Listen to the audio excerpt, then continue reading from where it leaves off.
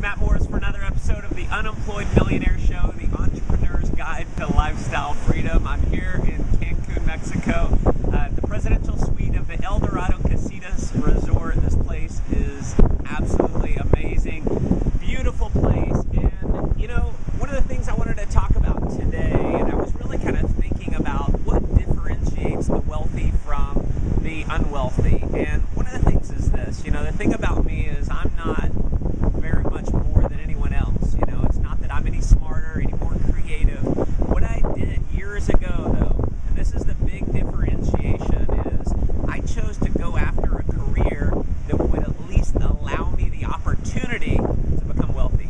You know, most people get stuck in a regular job that they have zero opportunity to get rich, zero opportunity to have time freedom, zero opportunity to earn millions of dollars every year. And so what was different about me was that I just went after something that would allow me to become wealthy, allow me to have the kind of lifestyle that I dreamed about. And so that's the deal. Just realize where you're at in life. Take a look at what you're doing right now. Does it at least allow you the opportunity to get wealthy? If not, find something that does. We'll see you on the next episode.